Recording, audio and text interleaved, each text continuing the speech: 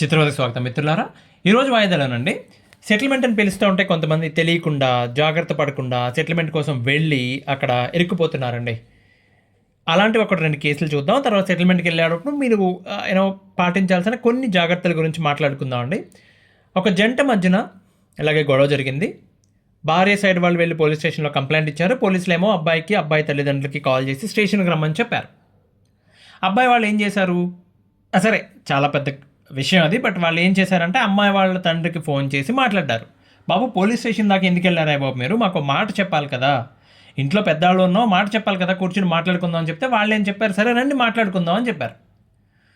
అబ్బాయి తల్లిదండ్రులు బయలుదేరి తన కోడలింటికి అంటే వైఫ్ వాళ్ళ ఇంటికి వెళ్ళారు.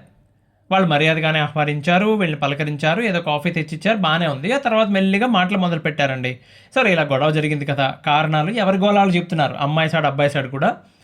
అబ్బాయి అలా చేయడం కరెక్టేనా అని చెప్పి వాళ్ళంటే మీరు పోలీస్ స్టేషన్కి వెళ్ళటం మాత్రం కరెక్టా అని వీళ్ళు ఒక గంటన్నర సేపు బాగానే మాట్లాడుకున్నారండి. ఈలోపు అమ్మాయి వాళ్ళ సైడ్ ఎవరో పెద్ద మనుషులు అని చెప్పి అప్పుడు వాళ్ళు పిలిపించారు, ఊళ్ళో వాళ్ళట. వాళ్ళు వచ్చారు. ఈ గంటన్నర అయిన తర్వాత వాళ్ళు వచ్చారు. అప్పటి వరకు కూడా ఒకవేళ ఒకరి మీద ఒకరు కంప్లైంట్స్ ఇచ్చుకున్నా, ఒక మాట అనుకున్నాక కూడా అది రెండేళ్ల మధ్యలోనే ఉంది. ఎప్పుడైతే పెద్ద మనుషులను వచ్చారో అందులో ఒక ఆయన కొంచెం తేడాగా మాట్లాడుతున్నాడు. తేడాగా అంటే ఎలా ఉంటుందంటే వీళ్ళతో వ్యవహారం, మీరు ఉదాహరణ చెప్పాలంటే ప్రేమిస్తే అని సినిమా వచ్చింది చూసారా మీరు, బలేస్ట్రా సినిమా. ఆ సినిమా వచ్చాక దాదాపు ఒక సంవత్సరం పాటు తమిళనాడులో అట ఇంట్లో పెద్దవాళ్ళకి చెప్పకుండా వెళ్ళిపోయి పెళ్లి చేసుకునే వాళ్ళ సంఖ్య ఢామ్ అని పడిపోయిందట. ఎవడు సో అందులో హీరోయిన్ క్యారెక్టర్ పేరు ఐశ్వర్య. ఆమె బాబాయ్ ఒకడు ఉంటాడు, ఆయనకి చెయ్యి ఉండదు, ఒక చెయ్యి ఉండదు కదా, చాలా సౌమ్యంగా మాట్లాడతాడు. పైగా మన సుబలాక్ సుధాకర్ గారు చెప్పారు డబ్బింగ్. ప్రీ క్లైమాక్స్లో అండి ఆ ఎక్స్పీరియన్స్ రిటర్న్ వైజాగ్లో ఒక థియేటర్లో ఆ జంటకి నచ్చ చెప్పి చెన్నై నుండి వాళ్ళ ఊరికి తీసుకుని వెళ్ళే మధ్యలో అతను మాట్లాడే విధానం ఉంటుంది సుబలాక్ సుధాకర్ గారు, ఆ క్రెడిట్ అంతా ఆయనకే వెళ్తుంది. అప్పటి వరకు నవ్వుతూ మాట్లాడతాడు సన్నగా, సింహం మృగమే గాడిద మృగమే అని చెప్పి అతను డైలాగ్ చెప్తాడు. అసలు థియేటర్ మొత్తం హడలిపోతుందండి. అసలు అలా ఉంటుంది ఆ సీను. అంటే ఆ కథలో అతని కోపానికి అర్థం ఉందనుకోండి. కాకపోతే నిజ జీవితాల్లో వాళ్ళ ఇళ్లలో కాకుండా పక్కోళ్ళ ఇళ్లలో జరిగే గొడవల్లో ఇలాగే వేలు పెట్టి కెలికేస్తూ ఉంటారు. అలాగే మాట్లాడతారు. మంచి చెడు తెలియదు, ఎవరితో ఎలా మాట్లాడాలో తెలియదు, ఎక్కడ ఎలా వ్యవహరించాలో కూడా తెలియదు. పెద్ద మనుషులు అయిపోతారు వాళ్ళు, ఎందుకంటే ఏజ్ పెరిగింది కాబట్టి. అట్లాంటి వాళ్ళు వచ్చారు ఇక్కడ కూడా. శృతి మించి మాట్లాడేసరికి అబ్బాయికి కూడా కోపం వచ్చింది. అతను కూడా ఏదో అన్నాడు, గొడవ పెద్దదైంది. ఇంతలో ఎవరో వెళ్ళి పోలీసులు తీసుకొచ్చారండి. అంటే వాళ్ళు ఆల్రెడీ కంప్లైంట్ ఇచ్చున్నారు కదా, పోలీసులు తీసుకొచ్చి ఏం చెప్పారంటే అబ్బాయి తల్లిదండ్రులు మా ఇంటికి వచ్చి మా అమ్మాయి మీద చేయి చేసుకున్నారని చెప్పారు. పెద్ద గోల అయింది.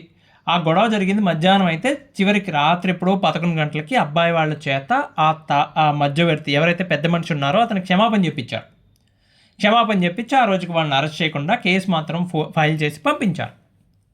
రైట్. ఆ రోజు స్టేషన్లో ఉండగా వాళ్ళ మాటలు బట్టి అర్థమైంది ఏంటంటే ఈ అబ్బాయి వాళ్ళకి ఆ రోజు వీళ్ళ మధ్య గొడవ జరుగుతుందని, అది పోలీస్ స్టేషన్ వరకు వస్తుందని పోలీసులకు ముందే చెప్పుంచారు. అంటే వాళ్ళు ప్రీ ప్లానింగ్లో ఉన్నారు. అంటే అది తెలిసిన తర్వాత వాడు ఆలోచన విధానం, ఈ భర్త అనేవాడు ఆలోచన విధానం ఎలా ఉంటుందండి, వాడి మీద వాడికే నమ్మకం పోతుందామన్నా, థాట్ ప్రాసెస్ నాకు తప్ప, నేను అసలు మనుషులను అంచనా వేయలేనా అని చెప్పి ముందు వాడికి ఆ సెల్ఫ్ కాన్ఫిడెన్స్ ఎగిరిపోతుంది ముందు కదా. పైగా వాడొక్కడే వస్తే పర్లేదు, వాళ్ళ తల్లిదండ్రులు కూడా తీసుకొచ్చాడు కదా. సరే ఆ తర్వాత కేసులు వేసుకున్నారు, కోర్టుల చుట్టూ తిరుగుతున్నారు, అది వేరే విషయం. కానీ ఇక్కడ భర్త తన తల్లిదండ్రులు అమ్మాయిని కాపురానికి తీసుకెళ్తామని కదా వాళ్ళ ఇంటికి వచ్చి మాట్లాడతామని చెప్పారు. వచ్చినప్పుడు సరే పోను నిజంగా వాళ్ళు దుర్మార్గులు అనుకోండి, చెడ్డవాళ్ళు అనుకుందాం వాళ్ళే, కానీ ఇంటికి రమ్మని చెప్పినప్పుడు ఇలా అవమానించకూడదు కదండి. అతిథులు కదా వాళ్ళు, ఎవరన్నా కానీ అతిథులు కదా. మీరు ఏదైనా గొడవ ఉంటే తర్వాత సరి చూసుకోవాలి, దొరికారు కదా అప్పనంగా అని చెప్పి ఇట్లాంటి పని చేయొద్దండి. పెద్ద మనుషులు అసలు మధ్యలో ఎప్పుడో ఇన్వాల్వ్ అవుతారో అప్పుడే మీ జీవితం, మీ నిర్ణయాలు మీ గడప దాటిపోయినట్టే. ఇక అప్పటి నుంచి కొన్నాళ్ల పాటు మీ జీవితం ఎవడో నడిపించినట్టు నడుస్తుంది, మీ నిర్ణయానికి అసలు విలువ ఉండదు. ఓకే, ఇది ఒక కేసు అండి. అది వాళ్ళిద్దరి మధ్యన ఏం జరిగింది అన్న తర్వాత విషయం. ఆ రోజు అక్కడ జరిగిన దానికే వాళ్ళిద్దరు విడిపోయారు, అది మాత్రం గుర్తుపెట్టుకోండి. ఇప్పుడు ఇంకొక కేసులో ఒక జంటకి ఇలా పెళ్ళయింది, 2 ఏళ్ళు కాపురం చేశారు. ఆవిడ 7వ నెలలో ఉండగా, అంటే ఆవిడ గర్భిణి, ఆవిడ వైఫ్ 7వ నెలలో ఉండగా ఆవిడ పుట్టింటికి వెళ్ళింది. ఆవిడకి పాప పుట్టింది. వాళ్ళకి అప్పటికే చిన్నగా మనస్పర్ధలు ఏమో ఉంటాయి కదా, గొడవలు ఏమో ఉన్నాయి. సరే ఎలాగోలా కాపురం కలిపేద్దామని చూశారు కానీ కుదరట్లేదు. ఆ పాప పుట్టిన తర్వాత నుంచి వాళ్ళు ఒక్కసారి కూడా రాలేదు, కలవలేదు. ఈ తండ్రి ఎవరైతే ఉన్నారో ఆ పాపను చూడడానికి కూడా రాలేదు. వాళ్ళు విడివిడిగానే ఉంటున్నారు. ఆవిడ ఫోన్ చేయడానికి ట్రై చేస్తుంది, ఆయన ఫోన్ తీయట్లేదు. కానీ మెసేజ్ చేస్తుంది, అప్పుడప్పుడు మెసేజ్కి రెస్పాన్స్ ఇస్తున్నాడు. ఆవిడ పాప ఫొటోస్ అన్నీ తీసి పంపిస్తోంది. ఎప్పుడో వారానికి ఒకసారి ఆయన రియాక్ట్ అవుతూ ఉంటాడు. ఇలా ఉండగా అండి, ఎంత ప్రయత్నం చేసినా, పెద్ద మనుషుల ద్వారా ప్రయత్నం చేసినా మాట వినటం లేదు, కలవట్లేదు. కాబట్టి ఆవిడ కాపురానికి తీసుకెళ్ళమని చెప్పి ఆర్సీఆర్ కేసు ఫైల్ చేసింది. ఆ కేసు ఫైల్ చేసిన తర్వాత ఒక 2 నెలలకి ఆమె భర్త కాల్ చేసి తన కూతురికి, అంటే వాళ్ళ పాపకి మొదటి పుట్టినరోజు ఉంది కదా, ఏదో జరిగింది కదా, అమ్మాయి ఎవరైతే వైఫ్ ఉందో వైఫ్ వాళ్ళు ఊరు రావటం నాకు ఇష్టం లేదని చెప్పి భార్యని కూతుర్ని అత్తగారింటికి రమ్మని చెప్పి ఆయన ఫోన్ చేసి చెప్పాడు. అంటే పాపను తీసుకుని నువ్వు అత్తగారింటికి వచ్చేసి ఆయన వైఫ్కి ఫోన్ చేసి చెప్పాడు. సరే ఇలా అన్నా కలిసిపోవచ్చు కదా, ఎవరు రావద్దు, మీరు ఒక్కదాన్నే వెళ్తా అని చెప్పి ఆవిడ పాపను తీసుకుని అత్తగారింటికి వెళ్ళిందండి. వెళ్ళిన రోజున బాగానే పలకరించారు. ఇంట్లో వాళ్ళు ఎవరు మాట్లాడలేదు, వాళ్ళకి కోపాలు ఉంటాయి కదా. ఆయన బాగానే పలకరించాడు, ఆవిడ ఇంట్లోకి వెళ్ళింది, బాగానే ఉంది. ఆ మర్నాడే కదా పాప పుట్టినరోజు, దానికి ఒక డ్రెస్ కొందామని కానీ, గుడికి వెళ్దామని కానీ, ఏదైనా స్వీట్ చేయమని కానీ ఏమీ లేదు. ఎవరో పట్టించుకోవట్లే. మర్నాడు పొద్దున్న లేచిన తర్వాత తీరా చూస్తే ఆ రోజు మధ్యాహ్నం వరకు ఉండి ఆవిడ కోపం వచ్చేస్తుంది. ఇదేంటి, పాప పుట్టినరోజు సెలబ్రేట్ చేస్తాను కదా పిలిచాడు, ఈయనేం పట్టించుకోవడం, పొద్దుననగా బయటకు వెళ్ళిపోయాడని చూస్తే మధ్యాహ్నం నుంచి ఎవరో ఒక పోలీస్ కానిస్టేబుల్ వచ్చి, ఏమా నువ్వు ఇక్కడికి రాకూడదు, కోర్టు ఆర్డర్ ఉంది, ఎందుకు వచ్చావు నువ్వు, వెళ్ళిపోయి ఇక్కడి నుంచి అని చెప్పారు. ఏమవుతుంది ఆ పాప ఏం చేస్తుంది ఇప్పుడు, ఆవిడ ఏం చేయలేదు కదా ఆ పరిస్థితుల్లో, ఆవిడకి విషయమే అర్థం కాల. కోర్టు ఆర్డర్ ఉంటుందేంటి అసలు, నేను వేసింది ఆర్సీఆరే కదా అని అనుకుంటుంది. ఆవిడ పాపను ఎత్తుకుని పుట్టినరోజు నాడే అదే రోజు సాయంత్రానికి పుట్టింటికి వెళ్ళిపోయింది. అక్కడ ఏం జరిగిందో ఆవిడకి అర్థం కానక ఒక 4 నెలలు టైం పట్టింది. ఏం జరిగిందో తెలుసా, ఆమె అత్తగారింటి ఆ ప్రెమిసెస్లోకి రాకుండా వాళ్ళు కోర్టు నుండి ఇంజక్షన్ ఆర్డర్ తెచ్చుకున్నారు. ఆ విషయం ఆమెకు తెలియదు. ఆ విషయం ఆమెకు చెప్పకుండా ఆమెను కావాలని చెప్పి పాప మొదటి పుట్టినరోజు జరుపుకుందాం అని చెప్పి పిలిచారు. ఈవిడేమో తెలియకుండా వెళ్ళారు. తర్వాత ఏం జరిగిందో తెలుసా అండి, కోర్టు ధిక్కార నేరం చేసినందుకు ఆవిడకి 1 నెల పాటు జైలు శిక్ష ఇస్తూ కోర్టు ఆర్డర్ ఇచ్చింది. జరిగింది అంటే అందులో అమ్మాయి సైడ్ అడ్వకేట్దే తప్పు ఉందండి, మేజర్. అంటే ఆయన ఏదో బిజీగా ఉండి మేజర్ అటెండ్ అవ్వాల్సిన కేసు అటెండ్ అవ్వలేదు ఆయన. చాలా క్లియర్గా ఉంది, పాప పుట్టినరోజు నాడు వాళ్ళు రమ్మంటేనే వెళ్ళానని చెప్పి చెప్పొచ్చు ఆవిడ. అసలు ఆ ఆర్డర్ ఉన్నట్టే తెలియదు ఆమెకి అని చెప్పి చిన్నగా ప్రొజెక్ట్ చేస్తుంటే సరిపోయేది అసలు. సరే ఏం అయిపోదండి, చిన్న పాప తల్లి, అది కూడా ఆవిడ కావాలని చేసింది కాదు, ఆర్డర్ క్యాన్సిల్ చేసేస్తారు. కానీ తనకు జైలు శిక్ష పడిందని, తన భర్త ప్లాన్ చేసి మరీ మోసం చేశాడని చెప్పి తెలిసిన రోజున మానసిక క్షోభ ఉంటుంది కదా, విపరీతమైన పెయిన్ ఉంటుంది కదా. ఇప్పుడు చూసినవి 2 వేరే వేరే కేసులు కదండి. ఇద్దరు కూడా మోసగించబడ్డారు.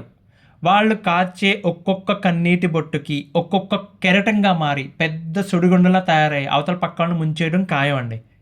ఇలాంటి తొండ్రి పనులు ఎట్టి పరిస్థితుల్లో చేయొద్దండి. ఏదో సాధించేద్దామని చెప్పి సమర్పడిపోతే మీరు గుర్తుపెట్టుకోండి, కావాలని చెప్పి ప్లాన్ చేసి మరీ నమ్మించి మోసం చేయటం, మీ స్థాన బలాన్నో ధనబలాన్నో పలుకుబడినో చూసుకుని అవతల వాళ్ళని అవమానించడం, ఏడిపించడం, ఇలాంటివండి ఎంత గట్టిగా తిరిగి కొడతాయంటే మీరు కనీసం ఊహించలేరు.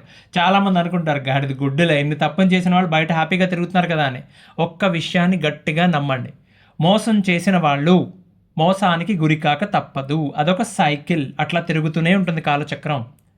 ఇలా ఎవరన్నా మోసపోతే అవతల వాళ్ళ గురించి మనకు అనవసరం అండి. ఏమండి, మీరు ఆలోచించాల్సిన విధానం, అంటే మోసపోయిన వాళ్ళు ఎవరైతే ఉన్నారో వాళ్ళు ఆలోచించాల్సిన విధానం ఏంటంటే, మీకు ఇది పడాలి అని రాసిపెట్టుంది, పడ్డారు, పాఠం నేర్చుకున్నారు. ఒక తప్పు రెండోసారి చెయ్యకూడదు జీవితంలో. ఎవరికైనా డబ్బులు ఇచ్చి మోసపోతే ఎట్టి పరిస్థితుల్లో ఎవ్వరికి డబ్బులు ఇవ్వద్దు, ఉత్తి పుణ్యాన్ని కూడా ఇవ్వద్దు. రైట్, ఎవరినైనా నమ్మి మోసపోతే ఎవరికి ఏ విషయం చెప్పొద్దు. సింపుల్, చెప్పడం మానేసేయండి. అప్పుడు కూడా పాఠం నేర్చుకోకపోతే దేవుడు కూడా ఏం చేయలేనప్పుడు. రైట్, మీకు ఇచ్చిన అవకాశం అది. సెకండ్ ఛాన్స్ కూడా మిస్ చేసుకుంటే ఎట్లా మీరు? సరే అండి, జరిగింది ఇది. ఏమండి, ఇప్పుడు సెటిల్మెంట్కి వెళ్ళేవాళ్ళండి జాగ్రత్తగా ఆలోచించుకోవాల్సిన విషయం అండి. కొన్ని పాయింట్స్ చెప్తా, గుర్తుపెట్టుకోండి. ఎట్టి పరిస్థితుల్లోని ఒంటరిగా వెళ్ళకూడదండి. అది అమ్మాయి అయినా సరే, అబ్బాయి అయినా సరే. వాళ్ళు పిలిచారు కదా అని చెప్పి రెచ్చిపోయి ఒంటరిగా వెళ్ళి బయట ఎక్కడో ప్రైవేట్ ప్లేస్లో ఇట్లాంటి పని చేయొద్దు, మీరు ఇరుక్కుపోతారు. మీ ఇద్దరు భార్యాభర్తే కరెక్టే, కానీ మీ ఇద్దరి మధ్యన చాలా చాలా ఇబ్బందులు అయినాయి, గొడవలు అయినాయి, కొట్లాట్లు అయినాయి, కంప్లైంట్లు దాకా వెళ్ళింది. ఇప్పుడు అలా ఎలా పడితే అలా కలవటం కుదరని పని, కలవకూడదు. అండ్ సెటిల్మెంట్కి రమ్మనగానే వచ్చేస్తున్నాను బస్సు ఎక్కొచ్చాడు, అదేం మిమ్మల్ని మనుగుడు భోజనాన్ని కాదు పిలిచింది, సెటిల్మెంట్ కోసం. ఒక్కొక్కళ్ళు తిప్పుకుంటూ వెళ్ళకండి. ఓకే, మీ సపోర్ట్ సిస్టమ్, మీ దాంట్లో ఎవరైనా పెద్దవాళ్ళు ఎవరైనా ఉంటే, రియల్గా నిజంగా పెద్దవాళ్ళు అనుకున్న వాళ్ళు, కొంచెం పద్ధతిగా మాట్లాడగలరు అనుకున్న వాళ్ళు, లేకపోతే ఒక అడ్వకేటు, మీ చుట్టాల్లో ఎవరైనా అడ్వకేట్ ఉంటే, అడ్వకేట్స్ అది ఉంటే, ఇలా అఫీషియల్గా ఎవరైనా ఉంటే గొడవలో చేరండి, జాగ్రత్త పడతారు అవతల వాళ్ళు. ఏమంటే కొంచెం కామ్గా మాట్లాడేవాళ్ళు, గొడవని పెద్ద చేయని వాళ్ళు. రైట్, అట్లాంటి వాళ్ళు ఎవరైనా ఉంటే తీసుకెళ్ళండి కూడా, బెటర్ అది. ఏమంటే రెండోది అతి ముఖ్యమైనది, ఎట్టి పరిస్థితుల్లో కూడా ఎక్కడ జరగాలండి, ఈ సెటిల్మెంట్ మీటింగ్ అనేది ఎక్కడ జరగాలి అనేది చాలా చాలా ముఖ్యం అండి. చాలామంది చెప్తుంటారు, వచ్చేయండి మా ఇంటికి మాట్లాడుకుందాం అని చెప్పి. వద్దు, అమ్మాయిలైనా అబ్బాయిలైనా అక్కడ జరగకూడదండి ఎట్టి పరిస్థితుల్లో. ఎవరి లోకల్ ప్లేస్లో వద్దు, ఎవరైనా న్యూట్రల్ పర్సన్ చూడండి. పొలిటికల్లీ ఇన్ఫ్లుయెన్స్డ్ పీపుల్ ఉంటారు. మా ఎమ్మెల్యే గారు ఉన్నారు కదండి, కూర్చుందాం అండి, కూర్చోబెడతారు, సర్దేస్తారు అంటారు. ఏంటో సర్దేసేది, వాడు ఎమ్మెల్యే అయింది ఎందుకు? పరిపాలించడానిక, ఇలాంటి బ్రోకర్ పనులు చేయనాక? అంటే అలా చేసేటోళ్ళు అంటున్నానండి, అందరూ ఎందుకు చేస్తారో పనులు? చేసేవాళ్ళని అంటున్నాను. చాలా క్రితం ఎప్పుడో మొదలైందండి మనకి ఆచారం. ఎమ్మెల్యే గారే కాదండి, ఆయన భార్య గారు కూడా సెటిల్మెంట్లు చేస్తారు. ఆయన తోటమాలి గారు, ఆయన కుక్క గారు కూడా సెటిల్మెంట్లు చేస్తున్నారు మన కర్మకి. ఏమండి, అలాంటి కబుర్లు ఎవరైనా చెప్తే సున్నితంగా తిరస్కరించండి.